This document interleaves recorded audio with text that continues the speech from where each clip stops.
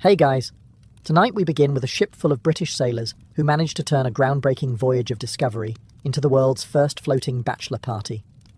So before you get comfortable, take a moment to like the video and subscribe, but only if you genuinely enjoy what I do here.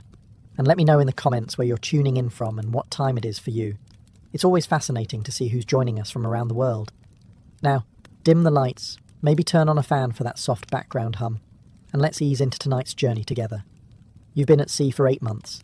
8 long, sticky, soul-crushing months. The food tastes like salted despair, the water could double as soup, and your bunk smells faintly of damp socks and regret. The crew has stopped talking about women and started hallucinating them in the grain of the wooden deck. Morale is somewhere between barely alive and we'd mutiny if we weren't so tired. Then, one morning, salvation. A green shimmer on the horizon. Tahiti. An island so lush it looks like someone painted it to mock you. As you get closer, the air changes. It smells like fruit, flowers and oxygen that hasn't been filtered through 40 British lungs. You're not sure whether to cry or just start swimming toward it. The locals are waiting for you on the beach, brown-skinned, laughing, and wearing roughly the same amount of clothing as a modern Instagram ad. They wave, smile and shout greetings, while you and your fellow sailors lean over the rail, suddenly rediscovering religion. Someone mutters, "Are we dead?" Someone else says, "If we are, don't tell the captain. Captain James Cook insists you're here for science, to observe the transit of Venus and advance the glory of the British Empire." You nod along solemnly, pretending to care about astronomy while staring at women who seem to exist purely to test your remaining self-control. Cook's talking about stars, but the only orbs anyone's focused on are much closer to sea level. When the longboats touch shore, paradise rushes to greet you. The Tahitians bring food, water, and smiles so warm it feels illegal. You, in turn, offer shiny metal trinkets and the world's worst haircut. The exchange is cheerful and innocent, for now. But deep down, you can already sense that something ridiculous is about to happen. As the sun sets, drums echo through the trees. The air is thick with roasted breadfruit and moral ambiguity. Cook stands on deck, gazing at the horizon like a man sensing disaster, but too British to admit it. You stare at the glowing island and think, this place might be the end of us. You're right. And it starts with a nail. Officially, you're here for science. You've travelled halfway across the world to observe the transit of Venus, which sounds impressive until you realise it just means watching a tiny dot move across the sun. Captain James Cook talks about it constantly, how this will change astronomy forever, how Britain's name will shine among the stars. You nod politely, pretending to care, while thinking about how long it's been since you've had a proper conversation that didn't involve salted pork. Cook is the model of Enlightenment discipline, steady, curious, and determined. Unfortunately, the crew is not. Within a day of landing, science has lost the popularity contest to Tahiti itself, which is quite frankly much more interesting than Venus. The island is warm, beautiful, and covered in people who don't seem to hate their lives. It's confusing. You spend your first few days setting up tents and instruments for astronomical observation, but your eyes keep drifting toward the beach. The local women paddle out in canoes, laughing, singing, and waving up at the ship. They're offering fruit, flowers, and something that makes every sailor on board forget how telescopes work. Cook, ever the professional, tries to keep things respectable. He insists on maintaining order, on keeping the mission purely scientific. But you and your crewmates are men who haven't seen women, warmth, or moral boundaries in months. The second cook turns his back. Half the ship is leaning over the rail like Victorian tourists in a fever dream. Then, someone makes a discovery that changes everything. The Tahitians love iron, not jewels, not gold, iron. To them, it's a treasure, a metal they can't make themselves. To you, it's a handful of nails and a moral dilemma you'll ignore immediately. Cook wants you to focus on the stars. But you've already found something much more fascinating. You're no longer studying Venus, you're bartering with it. And somewhere in the back of your mind, you know that when paradise starts trading with a ship full of lonely men, science doesn't stand a chance. You step off the ship expecting formality, a cautious exchange of gifts, maybe some polite bowing, and a few anthropological observations.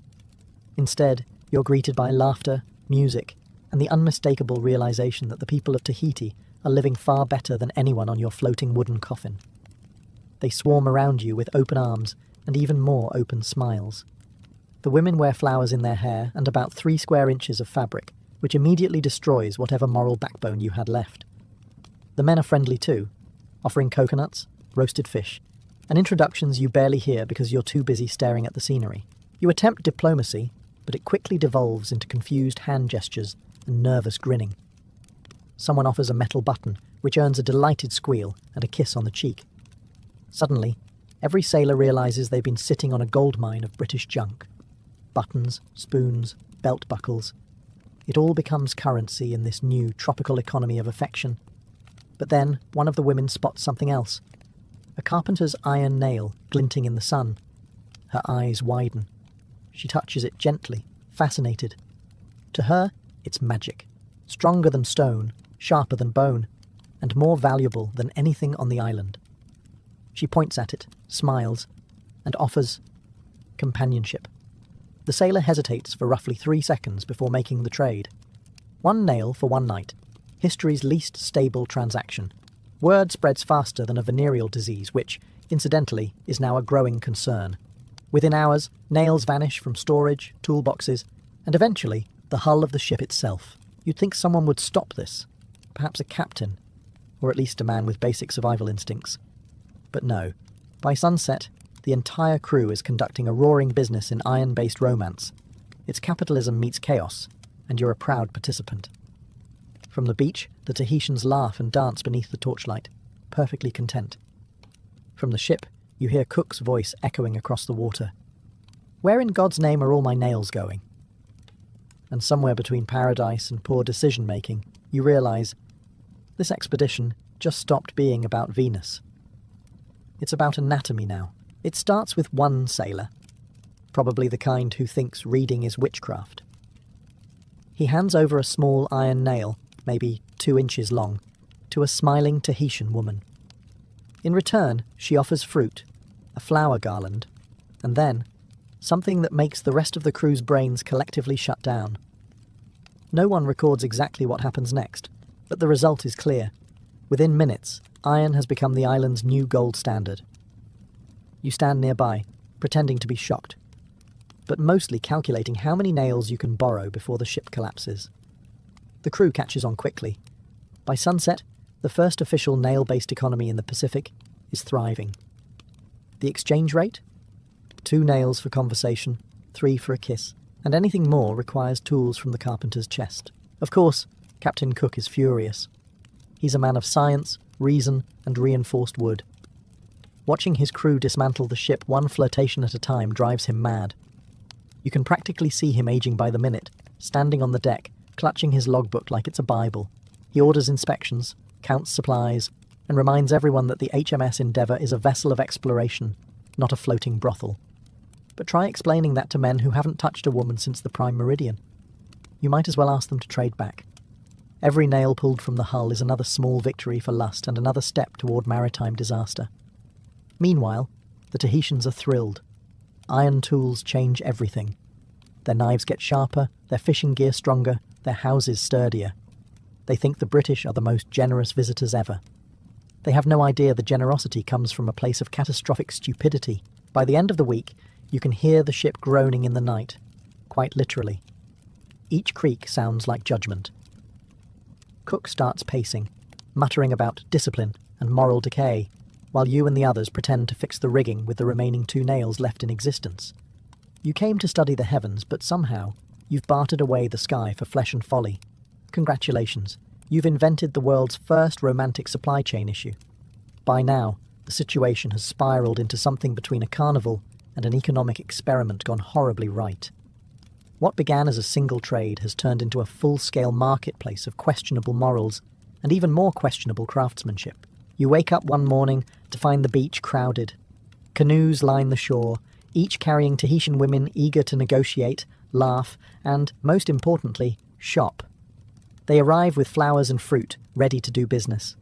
The British sailors, once proud representatives of His Majesty's scientific curiosity, now look like desperate blacksmiths in a tropical bazaar.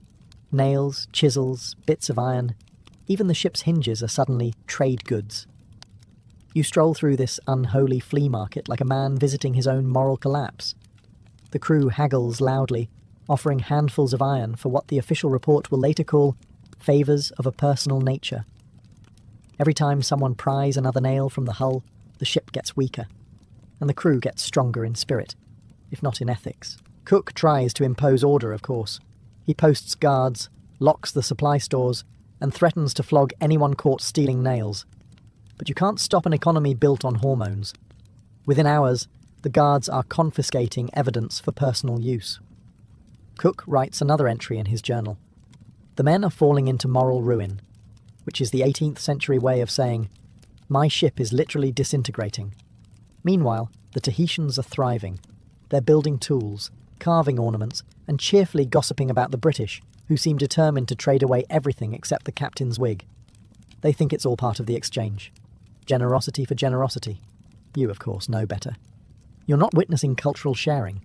You're watching the slow-motion cannibalization of the Endeavour. By nightfall, the ship creaks like it's trying to warn you. The masts sway, the planks groan, and somewhere below deck, a rat probably wonders if it's time to abandon ship. But you're too busy bartering away civilization to care. You arrived in Tahiti to observe the stars. Now you're running an iron-based love economy, the first of its kind, and hopefully the last. By the end of the week, Captain James Cook looks like a man who's aged a decade and lost a ship, which, to be fair, he's halfway to doing. He paces the deck in silence, trying to pretend his crew hasn't turned a scientific expedition into the world's least discreet dating service. You can almost see the headache radiating off his skull like heat from a forge. Cook, ever the Enlightenment man, believes in reason. The crew, however, believes in opportunity. Specifically, the opportunity to trade anything that isn't nailed down. Unfortunately, that last part has become literal. Every day, another handful of nails disappears, and every night, another sailor returns to the ship looking both smug and slightly guilty. You try to look busy. You rearrange ropes, polish cannons, and occasionally squint at the sky to give the illusion of astronomy. But Cook isn't fooled. He knows. The logs are missing nails, the tools are gone, and the ship itself sounds like it's sighing in defeat. One afternoon, he calls everyone to the deck. His tone is calm, the kind of calm that precedes biblical wrath. Gentlemen, he begins, you will refrain from further barter of His Majesty's property for personal indulgence. He says it like a priest, performing last rites over the concept of common sense. You all nod obediently, you even salute, and within 20 minutes, someone's prying up a floorboard. Cook posts guards at the tool chests. The guards immediately discover they too have needs. Within hours, the captain's new security measures have joined the island economy. Cook's journal entries grow more desperate. The men are slipping into depravity, he writes, which is putting it mildly. He knows that if this continues, there won't be enough nails left to keep the ship seaworthy, or to build the gallows he's now fantasizing about. At dinner, the officers discuss reinforcement strategies. Below deck, someone's quietly dismantling a hammock frame for trade. The contrast is poetic, if horrifying. You glance at Cook's face in the lamplight. His jaw clenches, his pen scratches, and somewhere deep in his soul, a small voice whispers, I should have stayed in Yorkshire. It starts as a joke. A few missing nails here, a loose plank there, but soon it's not a joke.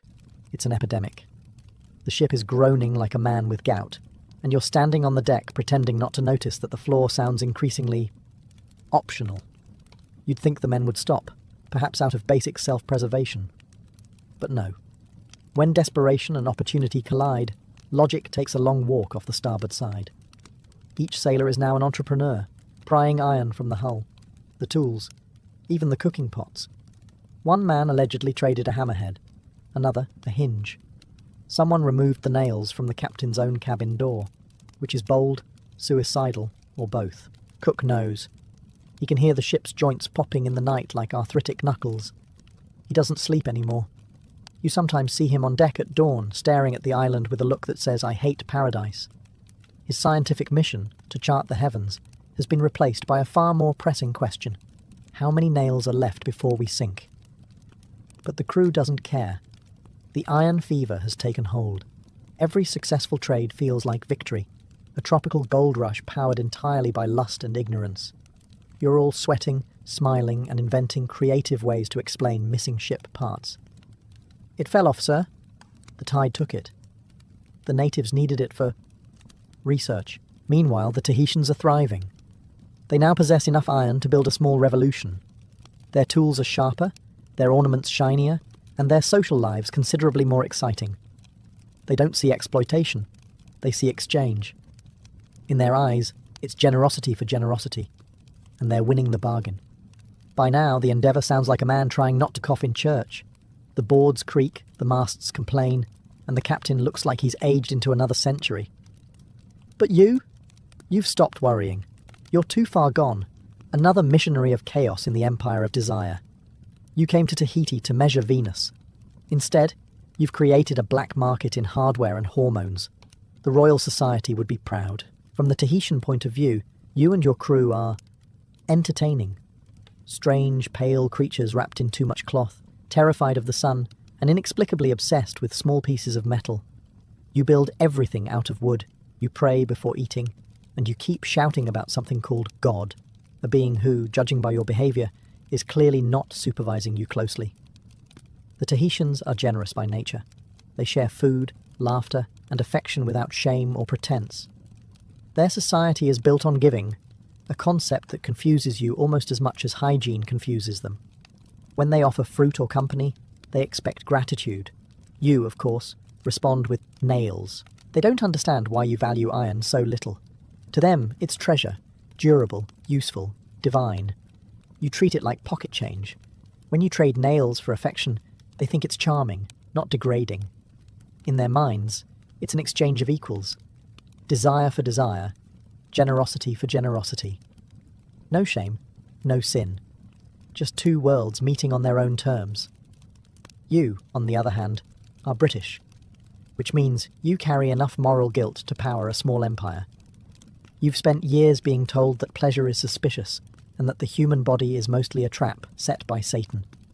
So when paradise offers you everything you've been denied, your brain simply collapses under the weight of temptation and Protestantism. From the beach, the Tahitians laugh at your awkwardness. They see you stumble through their language, blush during greetings, and hide behind trees like anxious schoolboys. They don't see depravity. They see comedy. In fact, they probably think the Endeavour is some kind of floating asylum that's finally found a place to rest. Meanwhile, you mistake their openness for invitation, their laughter for consent, and their trust for naivety. It's a cultural misunderstanding dressed up as a vacation.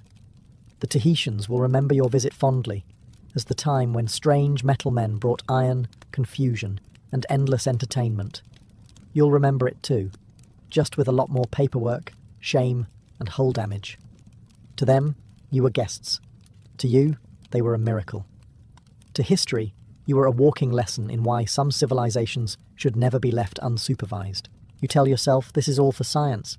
You're not fraternizing, you're conducting field research. After all, understanding native customs is vital to the progress of knowledge, especially the ones that involve flirtation and fruit baskets. You make notes in your journal, though it's mostly doodles and self-justifications written in shaky handwriting. Engaged in cultural observation, you scribble, which is British for made another terrible decision. The Tahitians, of course, are not confused.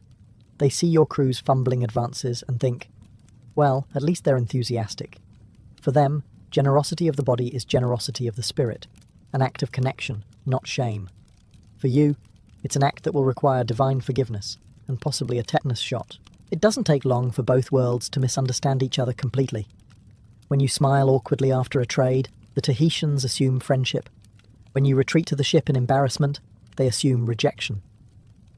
When Cook orders everyone back to the vessel and bans unregulated social contact, the islanders think he's punishing you for bad manners, not bad morals. They can't fathom a culture that finds sin in laughter or guilt in pleasure. Cook, meanwhile, is unravelling. His logbook now reads like a sermon written by a man losing a chess game to temptation. The men continue to disgrace His Majesty, he writes, which is a polite way of saying everyone's drunk, half-naked, and possibly married to coconuts. You try to look innocent whenever he walks by, but you smell like fruit, flowers, and suspicion. By now, Tahiti is divided between amusement and fascination.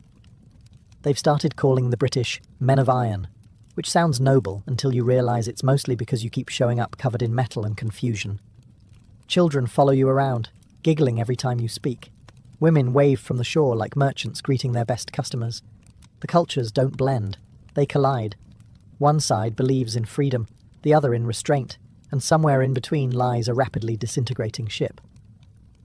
You came to observe celestial alignment, but what you've really witnessed is the cosmic comedy of two civilizations discovering just how incompatible they truly are. And you, of course, are taking notes for science. By this point, Captain James Cook has lost control of everything except his handwriting.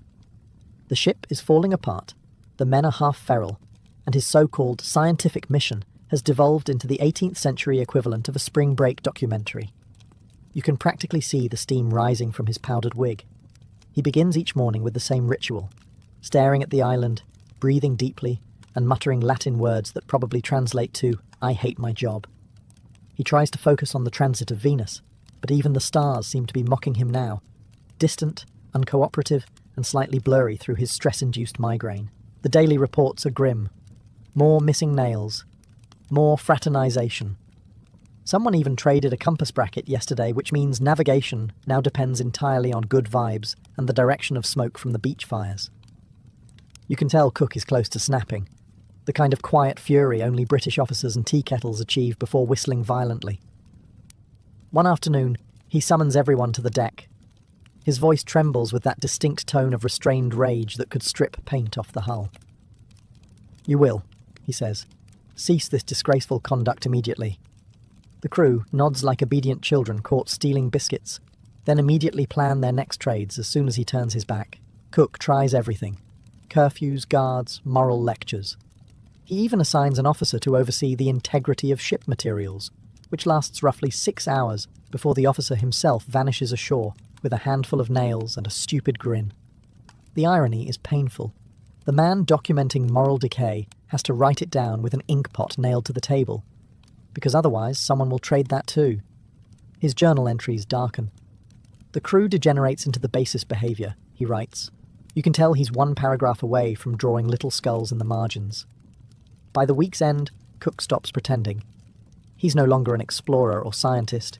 He's a desperate man guarding the last 20 nails holding his ship and sanity together.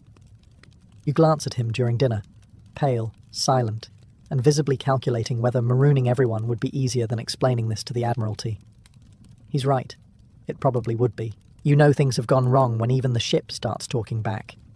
Every groan of timber, every shudder of the hull feels personal now, like the Endeavour herself is judging you. At night, when the trade winds moan through the rigging, it doesn't sound like the sea anymore. It sounds like the ship sighing, "You absolute idiots!" Cook is on edge. He walks the deck at dawn, running his hands along the railings like a man inspecting a patient on life support. The planks creak beneath his boots, not metaphorically but mechanically. Too many nails are gone. Too many beams are structurally optimistic. He orders repairs, but with what? You can't fix a ship that's been systematically dismantled to pay for romantic diplomacy. Down below, the carpenters are losing their minds. Every time they hammer in a new nail, it disappears within a day. The ship's hull is starting to look like a badly healed wound. There are whispered jokes that if a storm hits, you'll all end up floating home on planks of regret. The crew pretends not to notice. They whistle cheerfully, mend sails, and trade more nails. You, of course, keep a straight face. When Cook demands to know who's responsible for the missing hardware, everyone suddenly develops temporary amnesia. The captain doesn't buy it. He starts counting nails himself, muttering darkly like a man auditing the apocalypse.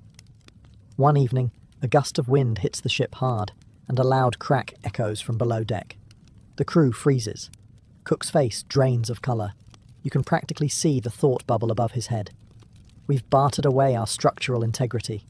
For a terrifying moment, it feels like the Endeavour might simply give up and become two smaller ships. Somehow, she holds together. Barely. Cook orders everyone to stop trading immediately, which works for approximately half an hour. You're British sailors in paradise. Obedience was never your strong suit. So the creaking continues. The ship groans, the captain seethes, and you can't shake the feeling that she's alive, and quietly plotting to sink herself out of sheer embarrassment. The moral of the story? Don't exchange essential ship parts for fleeting joy. The Pacific is deep, and Karma has excellent hearing. Eventually, even Cook realizes that diplomacy through bartering anatomy for iron can't last forever. He slams the ledger shut, declares an official end to all trading, and announces that any man caught exchanging His Majesty's property for personal satisfaction will face immediate punishment. You've heard that one before. It always sounds serious, right until someone remembers how warm the island is and how cold the brig is. Still, the atmosphere changes. The feasts stop. The laughter fades from the beach. The Tahitians don't understand what's wrong. They've welcomed you, fed you, entertained you, and suddenly you've all gone sullen and suspicious. From their perspective, you're the ones behaving strangely. From Cook's, you've been behaving strangely since landfall. The ban hits the crew like a hangover. One day you're living in tropical bliss. The next, you're rationing water and pretending to care about astronomy again. The evenings grow quiet. The drums stop. The canoes no longer circle the ship. For the first time in weeks, you can hear the ocean again. And it's not comforting. It sounds like guilt. The crew tries to distract itself. Some men polish cannons that haven't been fired. Others count supplies they didn't steal. You stare at the horizon and wonder if the stars you came to study are still laughing. Cook walks the deck at night, grim and silent, his face illuminated by the lantern glow of disappointment. He wanted enlightenment. He got whatever this is, anthropology with a body count. The Tahitians, meanwhile, are hurt but pragmatic. They understand scarcity, even emotional scarcity. They keep their distance, still smiling, but the warmth is gone. When they do trade, it's for coconuts, not companionship. The paradise you broke has quietly returned to normal. You're the ones who can't. At supper, the ship creaks again, reminding you that the moral cost wasn't the only one. You eat salted pork, chew in silence, and wonder if paradise ever forgives. Or if it simply waits for the next fool to anchor offshore. You came seeking the heavens. Instead, you learned what happens when humanity meets temptation and forgets to bring enough nails home. The day finally comes when Cook announces it's time to leave. No fanfare, no ceremony. Just a grim note in the logbook, and a reminder that there are still, miraculously, a few nails left holding the ship together. You pack your things, pretend you're not heartbroken, and try not to make eye contact with the island that made you forget your duties, your morals, and your ship's warranty. The Tahitians gather along the beach to see you off. They wave and smile, not with anger, but with the calm acceptance of people who've seen travellers come and go, always promising to return, never meaning it.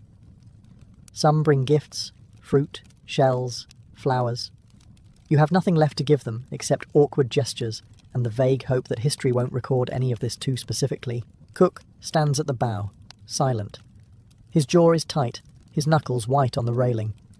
You can tell he's already rewriting the report in his head, replacing catastrophic moral breakdown with limited social contact. He wants to leave quickly, before the island's laughter follows him home. As the longboats push off, the water glimmers around the oars. The island grows smaller, but its colours stay burned into your mind. The green hills, the blue lagoons, the gold of the setting sun, and the faint echo of drums fading into the wind. You don't look back for long. No one does. It's easier to stare at the horizon than at the consequences. Back on deck, the Endeavour feels different, hollow, almost embarrassed. Every plank creaks like it remembers what you did. The sails snap in the wind, impatient, as if the ship itself is desperate to leave before she falls apart or files a complaint. Cook orders full sail. No one argues. As Tahiti vanishes behind you, you realise paradise doesn't punish. It just forgets you.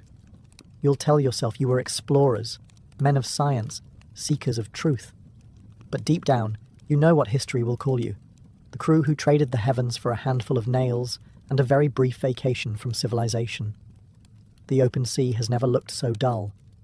After weeks of Tahitian sunlight, the Pacific feels grey, endless, and mildly judgmental. The smell of salt and sweat returns. The laughter fades. And for the first time in months you remember that the real world doesn't smell like fruit. It smells like rope, tar, and consequences. Cook is a new man now, quieter, sterner, and possibly one existential crisis away from setting the ship on fire. He spends most of his time writing, occasionally muttering words like discipline and never again. The rest of the officers follow suit, pretending that what happened in Tahiti was a cultural misunderstanding rather than a full-blown moral implosion. You all agree not to talk about it. Naturally, that means everyone will. The ship limps onward. Every groan of wood is a reminder that the hull is more wish than structure. The carpenters patch holes with scrap and prayer. Cook insists everything is under control, which in captain speak means absolutely doomed. You try to settle back into routine. The crew scrubs decks, repairs sails, and silently wonders if the Tahitians miss you, or if they're too busy forging tools from your ship parts to care. Nights are long and quiet now. No drums, no songs, just the creak of guilt and the occasional whisper of, "Worth it though." When you finally sight land again, not paradise this time, but some rocky, indifferent shore, the ship breathes a collective sigh. Civilization, that great comfort blanket of rules, taxes, and cold weather, is waiting to embrace you in its stiff grey arms. You should feel relieved. You don't. Stepping ashore feels like stepping back into a cage, one made of manners, uniforms, and the unspoken agreement that everyone will pretend the Pacific was purely scientific. Cook files his reports. You polish your boots. The Admiralty will call it a success, of course. Observations completed, maps drawn, stars recorded. No one will mention the nails, or the laughter, or the way paradise changed you and then quietly erased you. You left civilization once and found humanity. Now you've returned to civilization and left your humanity behind. You think the story will end when you dock, that the ocean will swallow your secrets, that the rumours will fade with the tide. You're wrong. Word spreads faster than scurvy. By the time you reach England, the tale of the British who traded nails for favours is already drifting through every port like smoke. Scandalous, hilarious, and completely unstoppable. The Admiralty pretends not to hear it. The Royal Society files Cook's report under astronomical success, carefully ignoring the pages that smell faintly of guilt and coconut oil. Cook himself refuses to discuss Tahiti at all. If anyone brings it up, he changes the subject to weather patterns or cannibalism, anything less awkward. You, however, can't escape it. Every tavern has a version of your story now. In one, the sailors were heroes, adored by island women for their bravery. In another, they were villains, corrupting paradise for pocket change. In truth, you were neither.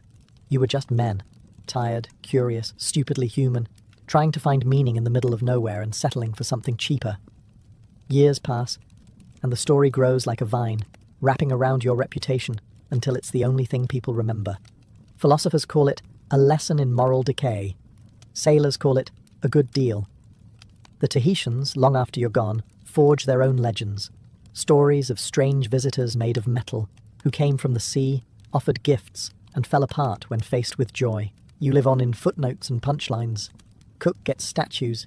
You get anecdotes told by drunk historians in candlelit rooms. Somewhere, a lecturer gestures at a map and says, "And here, gentlemen, is where the British learned that desire and discipline make poor shipmates." Sometimes, late at night, you dream of Tahiti. The sunlight, the laughter, the smell of breadfruit roasting in the breeze.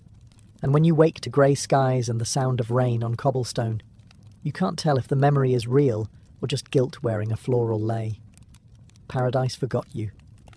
History didn't. And somewhere out there, a rusted nail lies buried in Tahitian sand. The only proof that you were ever foolish enough to think paradise would trade evenly. Monasteries were meant to be islands of holiness in a sea of sin, stone fortresses of chastity standing firm against the temptations of the flesh. Every monk and nun who passed through those heavy wooden doors left behind their old life, their family, their ambitions, and above all, their desires. In theory, these were the purest souls in Christendom, men and women who had turned their backs on lust, greed, and every human weakness. In reality, well, the flesh doesn't surrender as easily as parchment vows might suggest. The Church insisted that celibacy was a divine command, a sacred discipline that freed the soul from carnal distractions. It made priests and monks pure vessels, through which God's grace could flow, uncorrupted by bodily indulgence. But human nature has never been a great fan of theological theory.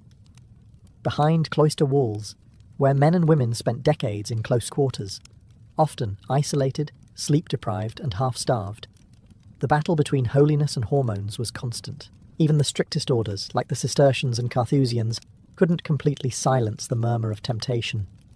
Medieval manuscripts tell stories of monks confessing to impure dreams, of nuns flagellating themselves for thoughts unworthy of Christ's brides.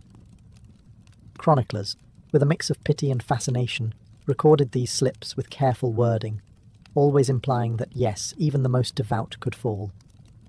One monk admitted to seeing the Virgin Mary in every woman he encountered. A nun confessed that her heart raced more for the visiting confessor than for her saviour. To keep lust at bay, monasteries designed elaborate systems of control, strict silence, separate sleeping quarters, punishing schedules, and endless fasting. But paradoxically, the more the church obsessed over purity, the more sin it seemed to find. Preachers thundered against the devil's temptations, yet the devil seemed to live quite comfortably in the cloisters. Visitors to monasteries sometimes joked that the walls were less to keep the world out than to keep scandal in. Behind those serene gardens and candle-lit chapels, passion often whispered in the dark, a forbidden warmth in a cold, pious world. The vow of celibacy was meant to elevate the spirit, but for many, it became a daily test of what it truly meant to be human.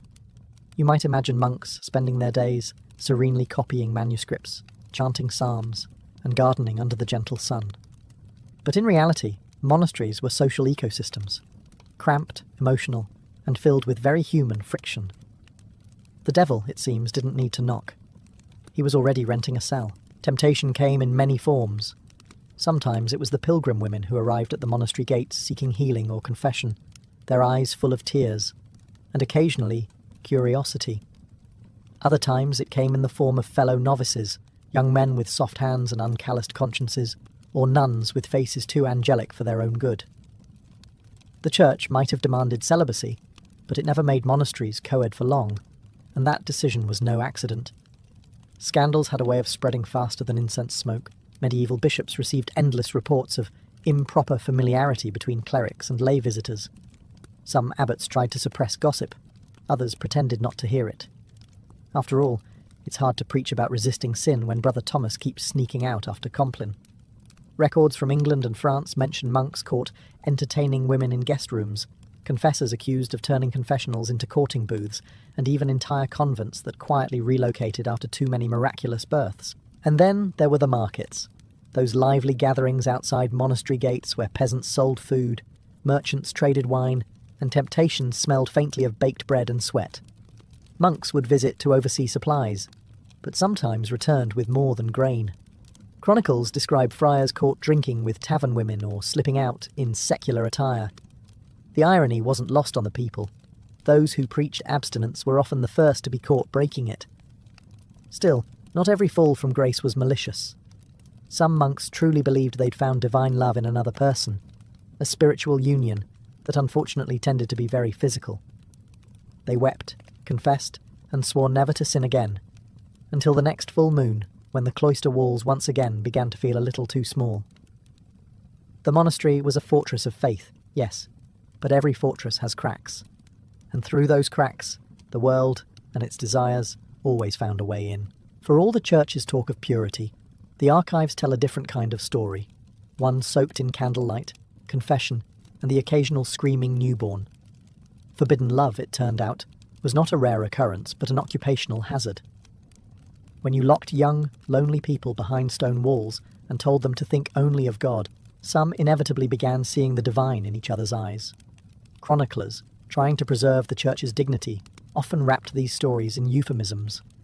A nun who fell into sin was code for pregnancy. A monk who disappeared for penance had likely been caught in bed with someone who wasn't Christ. And when convents reported mysterious cries in the night, they weren't talking about spiritual visions. They were hiding infants. Some monasteries even maintained hidden rooms or secret gardens where unwanted babies were quietly delivered, and more quietly still, sent away to foundling homes. The 12th and 13th centuries were particularly ripe for such scandals. As monastic populations grew, so did opportunities for mischief. There's a recorded case in Yorkshire where an abbot fathered several children with local women and was still celebrated for his robust leadership. In Italy, a convent's confessor was accused of maintaining relationships with nearly half his penitents. The Inquisition had words for him, most of them unprintable in Latin.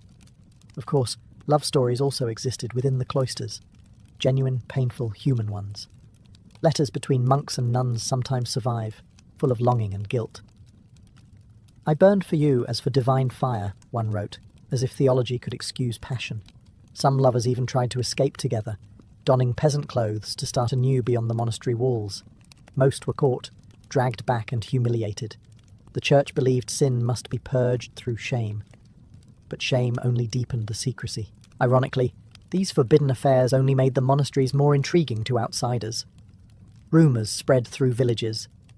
The Holy Sisters of St. Clare grow round with child every winter, or the monks of St. Bernard have more heirs than nobles. The holier the institution claimed to be, the juicier the gossip became. Behind the facade of sacred celibacy, there beat very mortal hearts.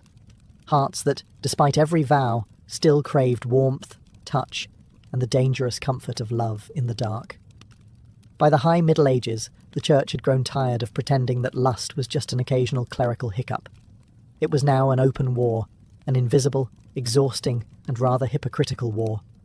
Popes thundered against the sins of the flesh, while many of their own clerks maintained housekeepers, who suspiciously also bore their children. But hypocrisy is cheaper than honesty, and it fits neatly into a sermon. Canon law became a weapon. Councils met, pens scratched, and soon every priest, monk, and nun in Europe faced a mountain of prohibitions. The Lateran Council of 1139 officially banned priests from marrying, a bold move, considering how many already had wives. The policy was justified as spiritual purification, but it also had a convenient side effect.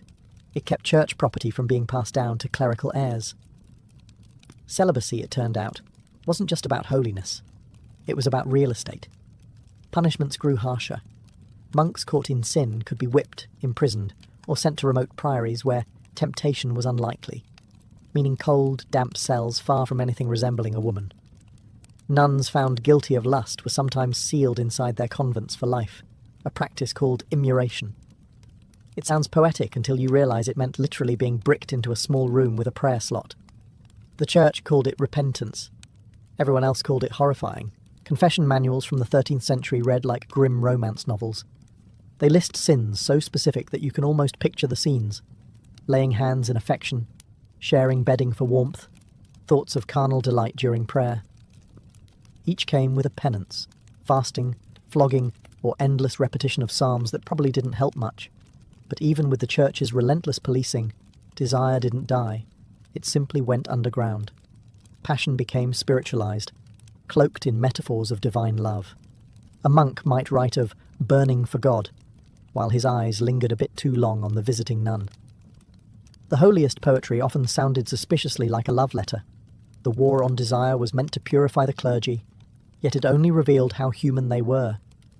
For all their vows, all their fasts, and all their punishments, no amount of incense could truly cover the scent of longing that hung over medieval Christendom. If the church wanted purity, what it got instead were headlines, or at least the medieval version of them.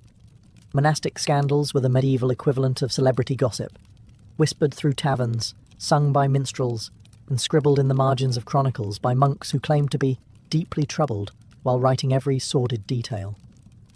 Take the Abbey of Fontevraud, for instance, a mixed community of men and women under the rule of an abbess. You can guess how well that went. Within a few decades, rumours of unseemly behaviour surfaced, complete with allegations of monks sneaking into the nuns' dormitories after matins. The church, in its infinite wisdom, responded by enforcing stricter walls, because nothing says problem solved like a little extra stone between you and temptation. Then there was the infamous scandal at the Benedictine Abbey of Saint-Valery in France. The abbot was accused of keeping a mistress disguised as a female servant, who somehow managed to produce 3 children before anyone noticed. The bishop ordered an investigation, but after a generous donation from the abbey's treasury, the whole affair was quietly forgiven, proving that even sin had a price tag.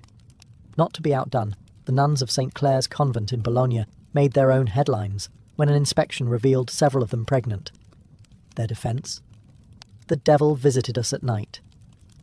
Convenient, perhaps, but not exactly credible, when the devil was seen walking out the back gate wearing a monk's robe and carrying his sandals. And then there was the Cistercian monk in Germany, who confessed to fathering not 1, not 2, but 7 children. When asked if he felt remorse, he sighed, "Only that I must now pay for so many mouths." The chronicler noted this as a sign of weak repentance. Each scandal chipped away at the illusion of sanctity the church worked so hard to maintain. For every miracle story spread to inspire faith, there seemed to be a monastery somewhere producing the opposite kind of legend. The cloister, once seen as heaven's waiting room, was increasingly viewed as a place where vows went to die and human nature refused to be exercised. Behind the hymns and holy chants, medieval monasteries were very much alive, and occasionally a little too lively. For all their vows of silence, medieval monks and nuns were remarkably eloquent when it came to forbidden affection. Love, it seemed, had its own liturgy. Between the psalms and the Latin chants, the cloisters produced a secret genre of writing, passionate letters that blurred the line between divine devotion and carnal craving. These weren't crude or careless exchanges.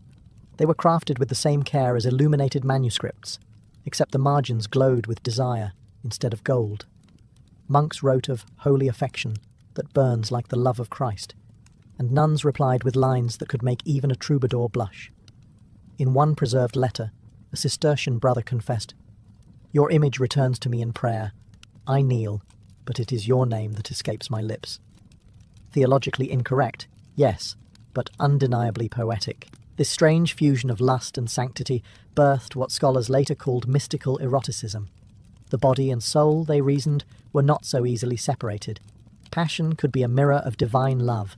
At least, that's what monks told themselves when caught with ink-stained fingers and trembling hands. The writings of Saint Bernard of Clairvaux and later mystics spoke of Christ as a lover, the Church as his bride, and salvation as a kind of cosmic embrace. But when Brother Anselm started referring to Sister Agnes as his earthly vision of grace, everyone knew where the theology was headed. Some of these letters survived because confessors kept them as evidence. Others were copied, secretly of course, by the same scribes who couldn't resist the drama. One nun's diary from the Low Countries recounts her spiritual struggle after laying lips upon a fellow servant of God. She wrote that the kiss carried the warmth of Pentecost. That's one way to justify it. The Church tried to stomp out such language, labelling it heretical. But desire simply found new metaphors. Love became grace. Yearning became devotion. And I miss you became my soul thirsts for union. Underneath the pious wording, everyone knew what was really being said. The cloister might silence voices, but ink was harder to censor.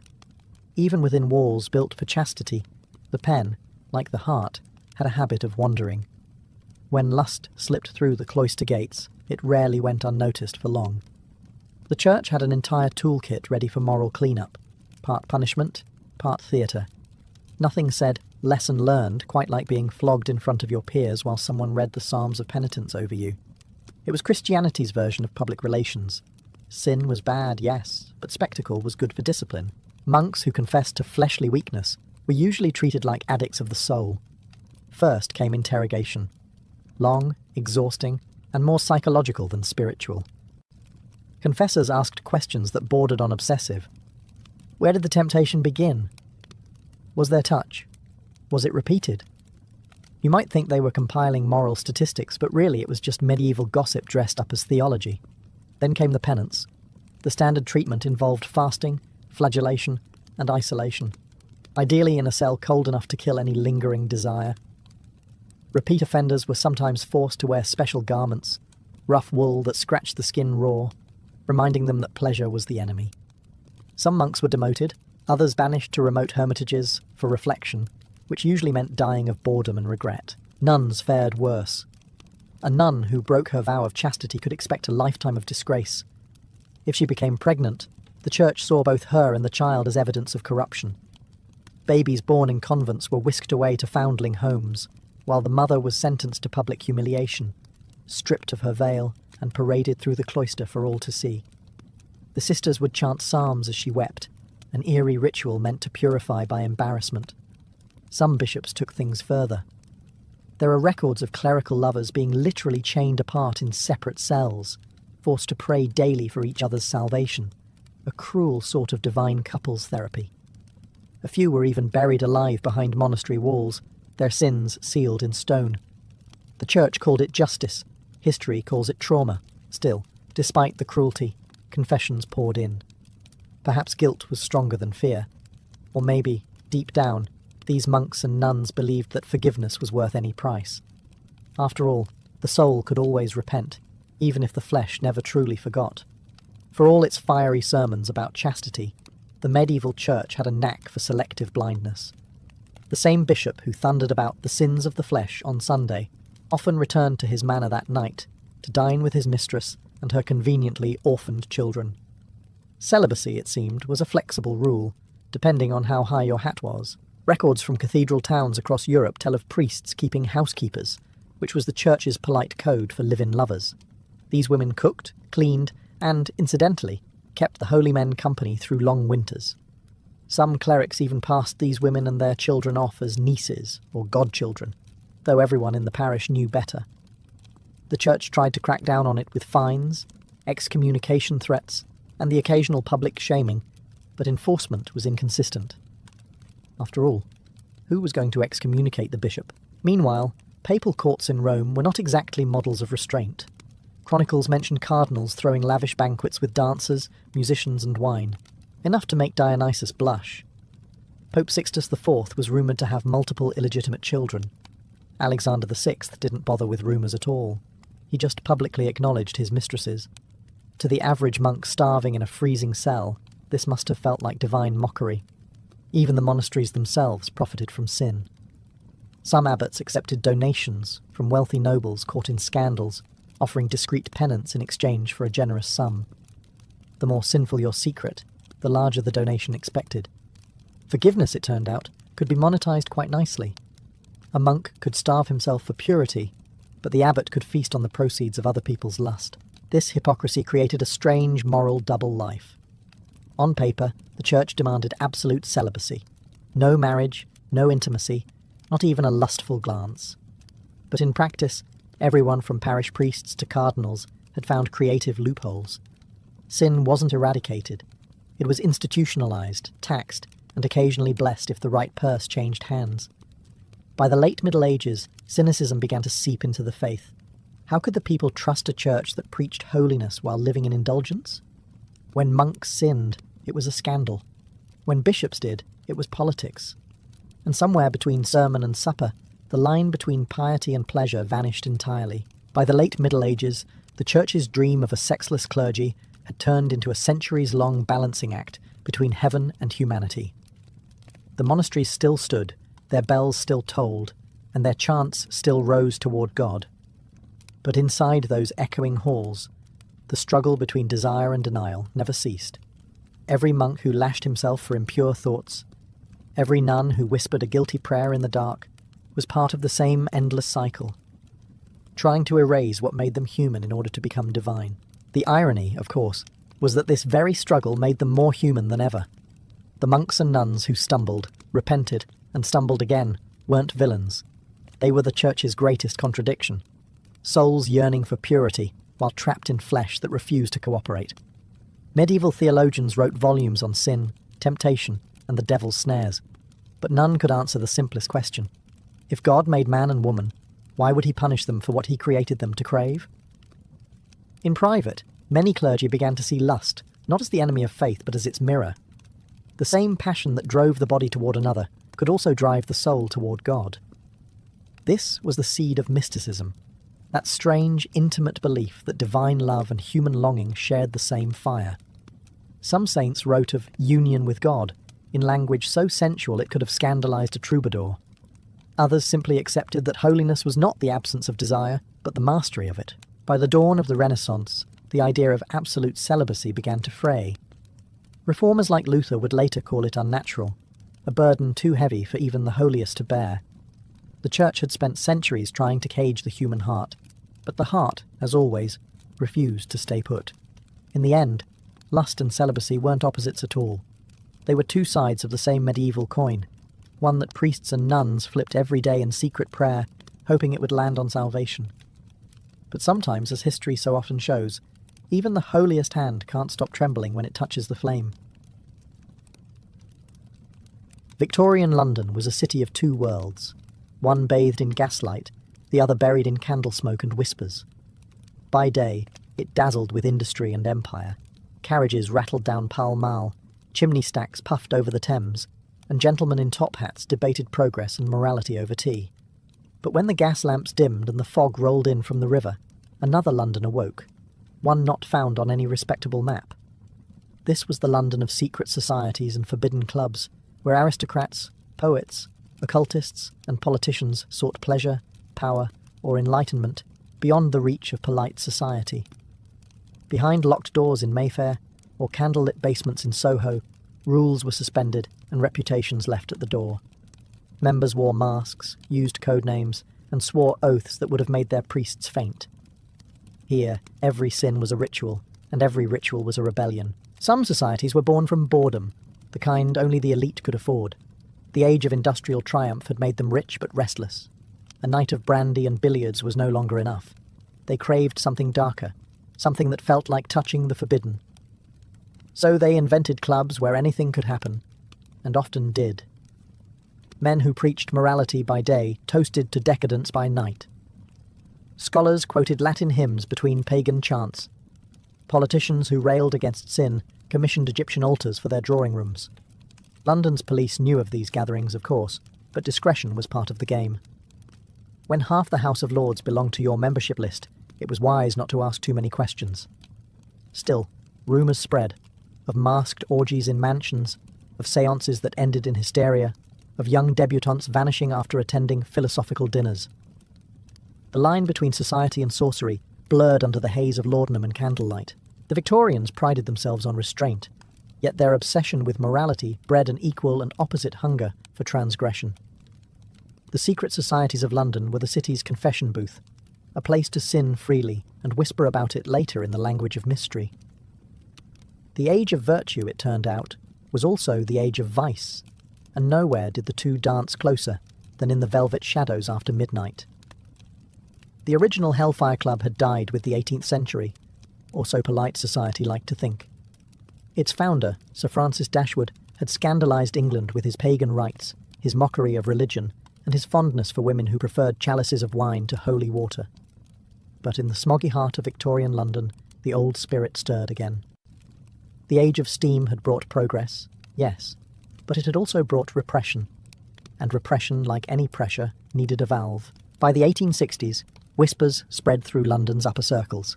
The Hellfire Club was back. Not officially, of course. No club in Whitehall would dare register such a name. But in discreet letters and cryptic invitations sealed with red wax, the title resurfaced. The members were not libertine poets anymore, but industrialists, politicians, and noblemen who had grown tired of moral sermons. They called themselves the Phoenix Society, but the motto carved on their hidden meeting room door was unmistakable: Fais ce que tu voudras, do what thou wilt. Meetings took place in candlelit chambers beneath Mayfair mansions, or in abandoned railway tunnels repurposed for private discussion. The guests arrived masked, dressed in robes, carrying torches or brandy flasks depending on the evening's mood. The rituals combined blasphemy and theatre, mock masses, Latin chants twisted into toasts, and readings of forbidden texts by candlelight. The centrepiece was often a grand feast where indulgence was the only law: rich food, rare wines, and company that would scandalise any drawing room. But the Victorian Hellfire revival wasn't just about pleasure, it was about defiance. The members saw themselves as enlightened men breaking free from the suffocating grip of church and state. To them, sin was simply a social invention, and rebellion was philosophy made flesh. Of course, some took the idea further. There were reports of séances conducted mid-banquet, of symbolic sacrifices, and of noblemen swearing loyalty not to God but to the principle of liberty, often represented by a black goat or a winged statue of Lucifer. London's papers never dared name them, but the rumours were irresistible. In a city obsessed with propriety, nothing was more thrilling than the thought that behind every moral reformer's facade might lurk a member of the new Hellfire Club, polishing his halo by day, lighting candles to darker gods by night. If the Hellfire men worshipped indulgence, the Hermetic Brotherhood of Luxor pursued illumination, though the difference was often more aesthetic than moral. Founded in the 1870s, the Brotherhood presented itself as a learned order devoted to the study of ancient wisdom, spiritual ascension, and the hidden forces of the universe. In practice, it was part university, part séance circle, and part metaphysical masquerade for those too clever to join a church, yet too restless to live without mystery. The Brotherhood drew its name from Luxor, the Egyptian city of the dead, a suitably theatrical choice for a society obsessed with resurrection, reincarnation, and secret power. Members believed that ancient Egypt had once possessed divine truths lost to the modern world, and that through ritual, meditation, and a healthy dose of exotic incense, those truths could be recovered. Their temples were draped in black velvet and gold sigils. Their rituals mixed hieroglyphic symbolism with Christian hymns and fragments of alchemy. Its founders, a curious mix of magicians, scholars, and con artists, claimed contact with ascended masters, invisible spirits who whispered cosmic knowledge through dreams. Some members genuinely sought enlightenment. Others, predictably, sought profit or seduction. The Brotherhood's lessons included astral projection, magnetism, and sexual polarity, which supposedly unlocked spiritual power but looked suspiciously like moral mischief under a different name. Membership was by invitation only, and the initiation rites were elaborate. Candidates were blindfolded, led through smoke-filled rooms, and sworn to secrecy under threat of spiritual damnation. Those who passed were given occult manuals filled with diagrams, star charts, and vague warnings about misusing the light. Even skeptics were impressed. It all had an irresistible mix of mysticism and melodrama. By the 1880s, the Brotherhood's influence reached across Europe and America, inspiring later groups like the Golden Dawn. Its members included authors, aristocrats, and the occasional stage magician hoping to add credibility to his act. To the public, they were visionaries. To the police, they were harmless eccentrics. But to London's gossip mills, they were something far juicier, proof that the city's elite, for all their sermons about progress, still longed to touch the ancient shadows. In an empire ruled by reason, the Brotherhood of Luxor offered something far more intoxicating: the illusion that enlightenment could still be bought with a candle, a secret, and a little bit of darkness.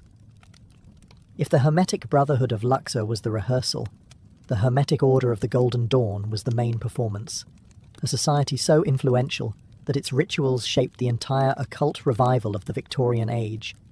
Founded in 1887 by three Freemasons with a taste for mysticism, William Wynne Westcott, Samuel Liddell MacGregor Mathers, and William Robert Woodman, the Golden Dawn promised to merge science, magic, and spirituality into a single system. It was part religion, part theatre, and entirely irresistible to anyone bored with Sunday sermons. Unlike earlier secret clubs devoted to drunken debauchery, the Golden Dawn drew poets, scholars, and restless intellectuals, people who believed that hidden wisdom lay behind every symbol, and that the universe could be decoded like a sacred text. Their ranks included novelist Arthur Machen, poet W.B. Yeats, and later, the notorious Aleister Crowley, whose arrival alone could make any séance feel like a scandal waiting to happen. The rituals were exquisite in their complexity. Members wore coloured robes symbolising planetary forces, traced pentagrams in the air with ornate wands, and recited incantations drawn from Kabbalah, Egyptian mythology, and Christian mysticism. Each initiation represented a stage of enlightenment, and advancement required months of study and strict discipline, or at least the appearance of it. Meetings took place in candlelit temples decorated with mystical diagrams, alchemical tools, and Latin mottos like Scientia Immutabilis, knowledge unchanging. But for all its high ideals, the Golden Dawn was not immune to very human flaws. Power struggles, rivalries, and accusations of misusing the magic plagued the order. Mathers, exiled in Paris, declared himself Imperator of the Secret Chiefs, while Crowley staged dramatic coups dressed in ritual robes. By the turn of the century, the society had splintered into competing factions, each claiming to be the true guardian of divine knowledge, all of them equally fond of melodrama. Still, the Golden Dawn left an indelible mark on Victorian culture. It fused mysticism with modernity, turning ancient superstition into something fashionable. In a world obsessed with reason and progress, it offered something far more dangerous. The idea that enlightenment didn't just belong to God or science, but could be summoned by candlelight and Latin verse, right in the heart of London. Not every secret gathering in Victorian London involved pentagrams and Egyptian gods. Some were far more mundane, and yet somehow even more scandalous. The gentlemen's clubs that dotted Pall Mall and St. James's were temples of exclusivity, where deals were whispered, alliances forged, and reputations destroyed over a glass of port and a cigar. Officially, these were bastions of refinement and intellect. Unofficially, they were dens of gossip, politics, and indulgence, thinly disguised as social fellowship. The Reform Club, the Athenaeum, and the Travellers were the respectable face of this world. Marble staircases, mahogany reading rooms, and the illusion of moral superiority. But beneath the polished etiquette, there existed another layer, the shadow clubs, where propriety stopped at the door. Some catered to forbidden pleasures, others to political plotting, and a few to pastimes that blurred the line between eccentricity and sin. Take the Savile Club, beloved by artists and writers who delighted in mixing brilliance with bad behaviour, or the Cyprian's Club, rumoured to host the city's most discreet courtesans under the guise of musical evenings. The real thrill was always the same, being able to sin without consequence, shielded by wealth, status, and silence. Members prided themselves on never speaking of what they saw, a code enforced not by morality, but by mutual guilt. It wasn't just about vice. Power was the real currency. A word dropped over brandy at the Carlton, or a handshake at the Garrick could shape government policy, ruin a rival, or make a fortune overnight. The Victorian gentleman understood that real influence thrived not in Parliament, but in smoke-filled rooms where no minutes were kept and no reporters were allowed. Of course, the hypocrisy was delicious. These same men voted for purity laws, censored books, and lectured the public on virtue. Then they'd stroll back to their clubs for evenings of gambling, absinthe, and informal company. The working class had pubs, the aristocracy had respectability, and both served the same purpose. In a city obsessed with appearances, the gentlemen's clubs were mirrors of the empire itself, grand, exclusive, and endlessly corruptible. The front doors gleamed with brass and polish, but step inside after midnight, and you'd find the same thing the Hellfire men once promised. Civilization's mask slipping, one glass at a time. Not all of Victorian London's secret societies were devoted to sin. Some, in true British fashion, preferred to intellectualize their obsession with the supernatural. Enter the Society for Psychical Research, founded in 1882. A respectable organization dedicated to studying ghosts, telepathy, seances, and spiritual phenomena with scientific precision. Or at least, as scientific as one can be while chasing ectoplasm through candlelit parlours. Its members included professors from Cambridge, theologians, doctors, and the occasional eccentric aristocrat who had grown bored of fox hunting. Their mission sounded noble, to separate fraud from fact, illusion from evidence. Yet for all their scholarly tone, the Society's meetings often resembled polite séances with better Latin pronunciation. They investigated haunted houses, analysed reports of spectral apparitions, and attended spiritualist sittings where mediums summoned the dearly departed, or more often, their own theatrical talents. The Victorians were obsessed with death and what lay beyond it. Industrial progress had conquered the material world, but grief was a problem science couldn't fix. Every home seemed to hide a portrait draped in black, or a lock of hair sealed in glass. The Society offered comfort disguised as curiosity. If ghosts could be proven real, then perhaps no one truly died. Their experiments were thorough, sometimes absurdly so. Investigators weighed mediums before and after trances to detect the mass of spirit materialization.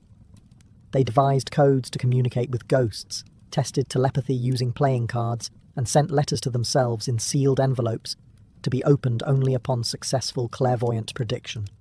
Spoiler, most envelopes stayed sealed. Still, not everyone dismissed their work. Some findings, like accounts of near-death experiences or unexplained coincidences, hinted at mysteries science couldn't easily explain. Even skeptics were drawn to the excitement. The great scientist William Crookes attended séances, convinced that spiritual forces might simply be undiscovered laws of physics. Of course, the line between researcher and believer was perilously thin. Many Society members who began as skeptics ended up true converts after personal encounters. And when exposed frauds occasionally embarrassed them, the faithful simply shrugged. After all, every religion has its false prophets. In the end, the Society for Psychical Research reflected its age perfectly. A world desperate to believe that reason and mystery could coexist.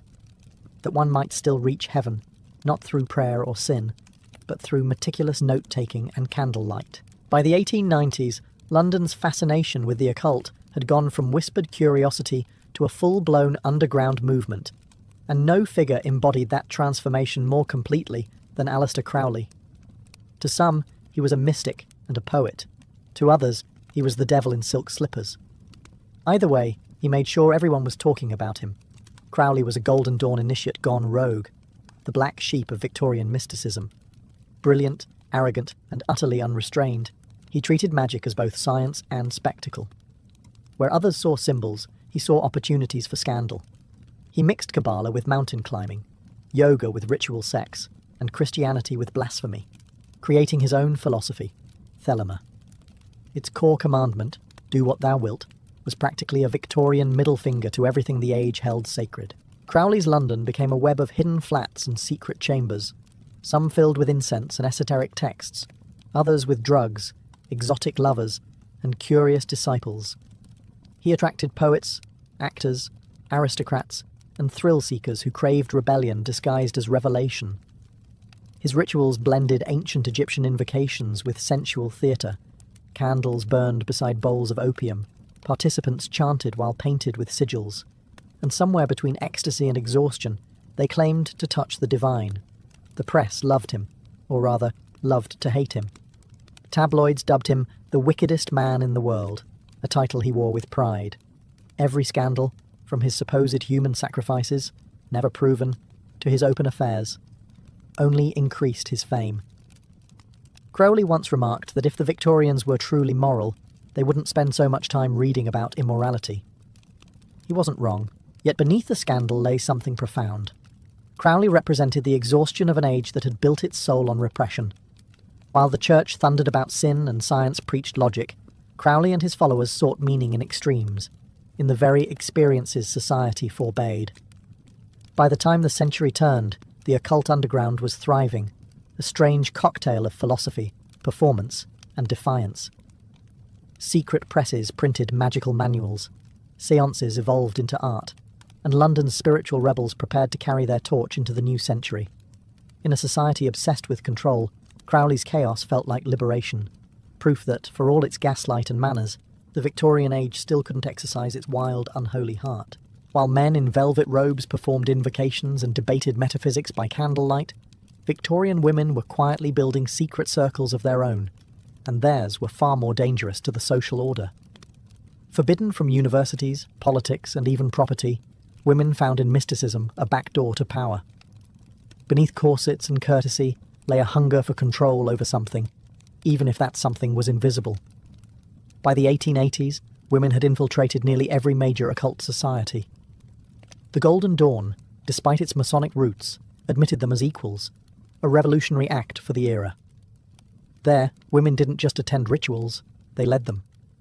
Florence Farr, an actress and magician, directed initiations with regal authority. Moina Mathers, wife of the Order's founder, became its high priestess, performing Egyptian rites in elaborate robes that scandalized her peers. To polite society, they were eccentrics. To their followers, they were living conduits of divine power. For many Victorian women, the occult wasn't rebellion for rebellion's sake. It was the only language available for ambition. Spiritualism offered them public voices as mediums, lecturers, and authors. Figures like Madame Blavatsky and Annie Besant transformed séances into platforms for philosophy and politics. In candlelit parlours, these women spoke with spirits, and by doing so, learned to speak for themselves. Of course, not all circles were so empowering. Some societies treated women as vessels for male enlightenment, poetic phrasing for exploitation. The so-called Temple of Venus promised spiritual purification through magnetic union, which translated neatly to the usual Victorian hypocrisy. Divine lust in the name of purity. Still, even these distorted movements showed a shift. Desire was no longer something whispered about in shame, but explored as a force of creation and freedom. The church condemned these women as heretics. The press mocked them as hysterics. Yet behind the laughter was fear. The sight of a woman in control of candles, symbols, and men's attention threatened every pillar of the Victorian world. By the century's end, the ladies of the veil had changed the face of mysticism. They turned séances into stages, ritual into protest, and secrecy into survival. Beneath the lace and incense, they weren't just conjuring spirits. They were summoning a new kind of woman, one who refused to stay silent, even when society tried to bury her beneath virtue. As the 19th century limped toward its end, so too did the golden age of secrecy. The veil of Victorian mystery was beginning to tear, tugged apart by scandal, exposure, and a modern world that refused to keep its mouth shut. Newspapers, once deferential to the aristocracy, had discovered that secret societies sold better than sermons. What had once been whispered in candlelight was now splashed across broadsheets, complete with lurid headlines and sketches of masked men clutching chalices. The public, half horrified and half enthralled, devoured every detail. Alleged orgies in Mayfair mansions, seances gone wrong, and aristocrats caught invoking the devil were irresistible tales for a population desperate to believe its betters were no better at all. When Aleister Crowley's exploits hit the press, moralists wept and printers cheered. The more the church condemned him, the more copies sold. The forbidden had become a commodity. The occult, the new theatre of the absurd. But something deeper was happening too. The dawn of the 20th century brought electric light, telephones, and Freud, and with them, a brutal kind of clarity. Mysticism gave way to psychology, seances to stage magic, and occult philosophy to early science fiction. The same candlelit rooms that once hosted invocations of Isis now hosted parlour tricks with electromagnets. The magic hadn't died, it had simply gone professional. Some secret societies adapted. The Golden Dawn's splinter groups persisted, modernising their rites for a new, less forgiving world. Others faded into legend, their symbols tucked away in dusty trunks, their members swallowed by respectability. The era of gaslight secrecy was ending, replaced by a new kind of spectacle, one that no longer required masks, only headlines, yet the fascination never really disappeared. Even as London entered the age of reason, its heart still beat to the rhythm of the irrational.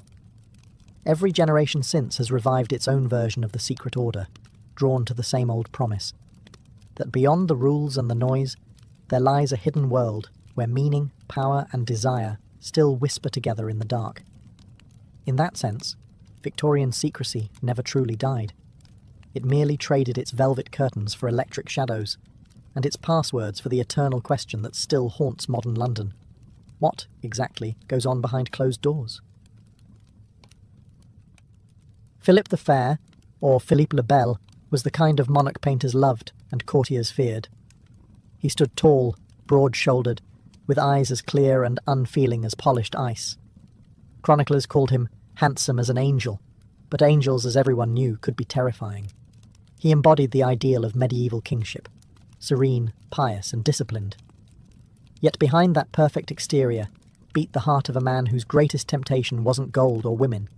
It was power itself. Born in 1268, Philip grew up in a France rising toward glory. His father, Philip the Bold, had built a realm of wealth and ambition. His mother, Isabella of Aragon, had filled his early life with tales of chivalry and divine destiny. By the time the boy became king in 1285, he already believed his rule was ordained by heaven, and that opposing him was not just treason, but sin. The church taught humility, but Philip learned efficiency. The sword of justice, he believed, must be sharp enough to cut through the robes of priests. At first the people adored him. His bearing inspired awe, his reforms promised order, and his charisma hid his ruthlessness. He was called Le Roi de Fer, the Iron King, because his will never bent. But like iron, he was cold, rigid, and brittle beneath the surface. He demanded obedience from everyone, nobles, clergy, even the Pope. To his court, he was the perfect Christian monarch. To those who saw behind the mask, he was a calculating machine disguised as a man. His court at the Palais de la Cité gleamed with discipline and hypocrisy. While he condemned corruption, he surrounded himself with schemers. While he preached moral reform, his own household buzzed with rumour. His queen, Joan of Navarre, was devoted and intelligent, but her ladies were not so pious. Scandals involving her maids of honour, and Philip's own sons, hinted that even the royal chambers were not immune to sin. And yet, Philip kept his image spotless. His face remained serene, his words measured, his soul, at least in public, immaculate. But the same man who knelt in prayer before a golden crucifix would soon orchestrate one of the most ruthless betrayals in history, against the very knights sworn to defend that cross. Philip the Fair ruled France like a chessboard. Every noble, priest and peasant a piece to be moved, sacrificed or replaced. But unlike a game, his board bled. His reign was marked by an endless contest with three rivals: the Pope, the bankers, and the Knights Templar. Each, in their own way, embodied what Philip desired most: authority without limits. His first great quarrel was with Pope Boniface VIII, a man as proud and cunning as Philip himself. The Church claimed spiritual supremacy over all monarchs. Philip believed God had delegated his power to France alone. Taxes on clergy, disputes over royal courts, trivial matters on paper, became ideological war. When the Pope dared issue a bull declaring that all kings are subject to the pontiff, Philip responded not with piety, but propaganda. He branded Boniface a heretic, accused him of sorcery and sodomy, and sent armed men to Italy. The Pope died soon after being humiliated and beaten, a convenient coincidence the king accepted as divine approval. With Rome subdued, Philip turned his gaze to gold. His wars and ambitions drained the treasury, and his need for wealth grew insatiable. He expelled the Jews from France, seizing their assets. Then came the Lombard bankers, accused of usury, their fortunes confiscated. Yet none of these seizures could satisfy him for long. There remained one institution richer, prouder, and holier than the crown itself: the Knights Templar. The Templars had once been crusading heroes, warrior monks whose swords had carved Christendom's empire in the east. But by Philip's time, they had become financiers, managing deposits and lending vast sums, even to the king himself. To Philip, debt was a humiliation. To the Templars, it was business. The Iron King despised both. In private, his advisors warned him that attacking the Templars meant defying God's warriors. But Philip saw only opportunity. If he could destroy them, their lands, treasure, and influence would all fall into his hands. And if he could cloak his greed in righteousness, accuse them of sin, heresy, and secret vice, then he would emerge not as a thief, but as a saviour. The mask of the most Christian king began to tighten. And behind its serene expression, something darker stirred, ambition sharpened by envy and piety weaponized by fear. It began quietly, with whispers, then letters, then the unmistakable smell of blood in the air. In 1305, Philip the Fair had already cowed the papacy by installing his own French pope, Clement V, in Avignon. Now, with the church firmly in his pocket, he turned his full attention to the Templars. Their order, rich beyond imagination, controlled castles, estates, and vaults of gold across Europe. Worse still, they owed loyalty to no king, only to God. To Philip, that was treason wrapped in holiness. But how does a pious monarch destroy an army of monks without looking like the villain? Simple. Accuse them of heresy. The charge, once spoken, was poison, incurable, contagious, and conveniently vague. Heresy could mean anything: witchcraft, idolatry, blasphemy, or all three, if the situation required drama. Philip's agents began collecting evidence, which mostly meant bribes, threats, and confessions whispered under the shadow of the sword. Rumours soon filled the streets of Paris: that the Templars spat on the cross during initiation, that they kissed each other on forbidden parts of the body, that they worshipped a mysterious idol named Baphomet, a demonic head granting them wealth and protection. It was the perfect cocktail of horror and fascination for a deeply superstitious age. People wanted to believe it, and Philip wanted them to even more. On October 13th, 1307, a date chosen not for strategy, but for symbolism, Philip struck. Across France, hundreds of Templars were arrested at dawn in a coordinated sweep. Grand Master Jacques de Molay himself was taken from the temple in Paris, still half asleep, unaware that centuries of brotherhood were about to burn. Under torture, men confessed to anything. Iron spikes, fire, and the rack were the king's theologians now. Yes, they admitted, we denied Christ. Yes, we kissed idols. Yes, we sinned. And each confession, wrung from agony, became another nail in the Templars' coffin. Philip declared it divine justice. The people, awed and terrified, agreed. Only a few whispered what everyone suspected, that the real devil in this story didn't live in the Templars' temples, but in the marble halls of the Louvre, wearing a crown and smiling like a saint. The arrests were only the beginning. The real theatre of Philip's vengeance would unfold over years, a spectacle of corruption dressed as justice. the trial of the Templars became Europe's grandest act of hypocrisy, staged under the banners of faith and purity, but directed entirely by greed. What began as an inquisition soon turned into a grotesque parade of confessions, retractions, and executions, each designed to feed the king's appetite for legitimacy. In Paris, rows of gaunt knights stood before inquisitors in candlelit halls that smelled of sweat and iron. Torture had done its work. Confessions flowed like wine, and truth was drowned in it. Some claimed they worshipped a cat. Others swore they spat on the cross to test their faith. A few simply begged for death. The records read like madness, but to Philip's lawyers, they were divine revelation. Grand Master Jacques de Molay, proud even in chains, denied the charges once the torture stopped. His defiance unsettled the court. Here was a man who had fought for Christ in Jerusalem, now accused of loving the devil in Paris, and yet he refused to tremble. Philip, furious, ordered more pressure, more pain, more evidence. The king's scribes produced volumes of accusations, but none of it could mask the truth. The Templars' real sin was being richer and freer than the crown. The Pope, Clement V, found himself trapped.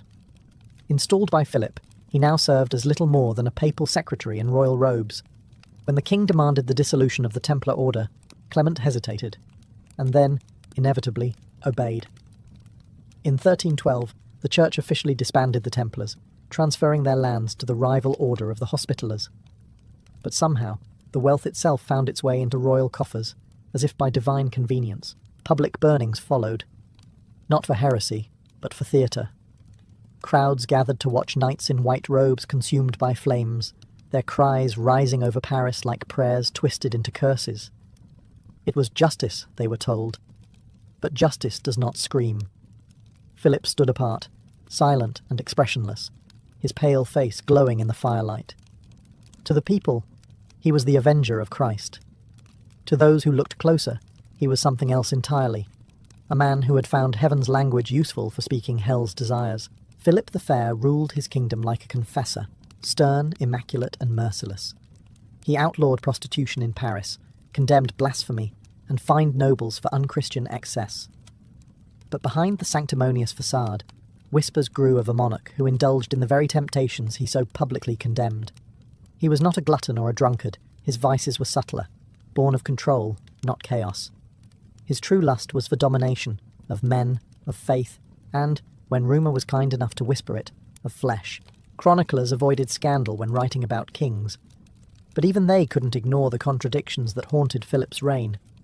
He held himself as the image of chastity, yet filled his court with young courtiers, whose loyalty was rewarded with gifts, titles, and proximity.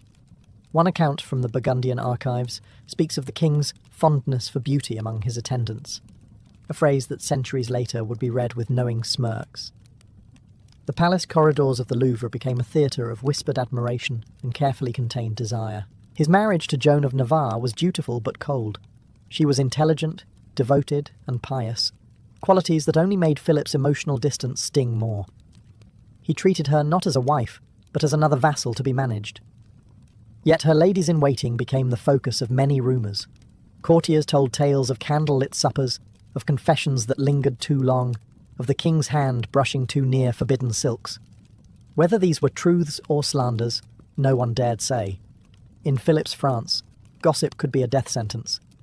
Even the scandal involving his son's wives, the infamous Tour de Nesle affair, cast a shadow back toward the king himself. While Philip ordered the imprisonment of his daughters-in-law for adultery, many saw in his fury not moral outrage, but projection. His obsession with purity was almost pathological, as if punishing others could cleanse the guilt he would never admit. Perhaps the greatest irony was that the man who executed the Templars for secret vices was himself consumed by invisible ones. His was not the lust of the body, but of the soul, the craving to bend all virtue, beauty, and belief to his own will. And in that pursuit, Philip the Fair proved that sin wears many faces, and holiness is sometimes the most seductive of them all. In March 1314, the chill wind that swept across the Ile de la Cité carried with it the smell of burning flesh and divine irony. Jacques de Molay, the last Grand Master of the Templars, stood bound to a stake on the Seine's edge. He had spent 7 years in chains, enduring trials, torture, and humiliation. And now, condemned by a king who called himself God's avenger, he was to meet his end as a heretic. But as the flames climbed higher, de Molay did something Philip the Fair hadn't anticipated. He spoke. "Pope Clement," he cried, "and King Philip, within the year you shall answer before God for your crimes." It was a curse uttered not in rage, but in calm conviction. Witnesses later claimed that the old knight stared directly into the sunset, as if addressing heaven itself. Those who watched swore that Philip turned pale, though he dismissed the words as superstition. After all, curses were for peasants and priests, not for kings. Yet the months that followed began to feel uncanny. Pope Clement V died within 33 days, choking on his own blood during Mass. Soon after, a lightning strike set his embalmed corpse ablaze, a detail that chroniclers eagerly recorded as divine punctuation. And by November of that same year, Philip himself was dead, felled by a sudden stroke while hunting in the forest of Fontainebleau. The Iron King, conqueror of popes and knights alike, was gone at 46, his body as rigid and cold in death as his soul had been in life. The people of France whispered that the curse had come true. Some claimed to see de Molay's ghost on the banks of the Seine, his charred figure pointing toward the royal palace. Others said the Templars' treasure had vanished not through theft, but through sorcery, taken by angels or demons to await their revenge. Even Philip's dynasty seemed touched by ruin.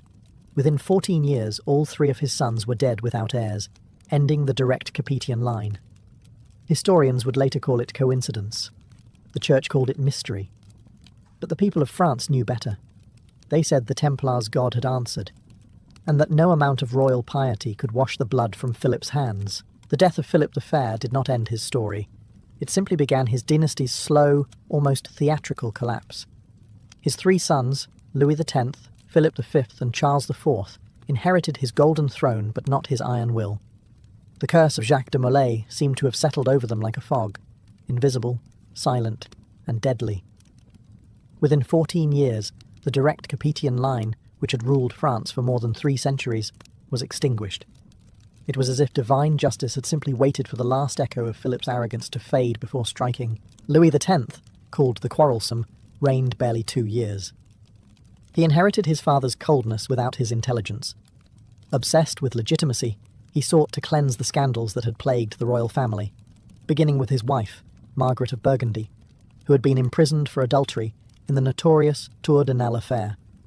She died under suspicious circumstances, suffocated perhaps by order of her husband. Months later, Louis himself dropped dead after drinking a cup of chilled wine. Some said poison, others divine retribution. Philip V, known as the Tall, seized the throne from his niece, the infant daughter of Louis, claiming that no woman could inherit France. His reign was shadowed by famine, plague, and endless unrest. He left no male heir. When he died in 1322, the curse's noose tightened further. Charles IV, the Fair, named for his resemblance to his father, ruled last. He too had no sons. In 1328, his sudden death ended the Capetian dynasty. The throne passed to the Valois branch, distant cousins whose claim was contested by England, a dispute that would ignite the 100 Years' War. Chroniclers whispered that each king had been haunted by the same dream, an old knight in burning robes, staring silently through the flames. Priests called it the devil's trick. Peasants called it justice. Either way, the line of Philip the Fair was erased as efficiently as he had erased the Templars. The Iron King had sought to purify France with fire, and in doing so, had cursed his bloodline to burn with him. Power had been his god, and like all false gods, it demanded a sacrifice. In the end, that sacrifice was his name. History remembers Philip the Fair as the man who broke the Knights Templar and bent the papacy to his will, a monarch so powerful that even the church trembled before him. Yet his legacy is a paradox. A king hailed as the architect of modern France, but also condemned as its coldest soul. His reforms strengthened royal administration, standardized coinage, and centralized justice. But every decree, every polished policy, carried the scent of fear. Philip's idea of order was absolute obedience, and his kingdom became a mirror of his mind, efficient, rich, and utterly without mercy. Under his rule, the machinery of the state was perfected. The bureaucracy flourished, taxes became systematic, and the monarchy's grip on France tightened like a vice. Even the language of power changed.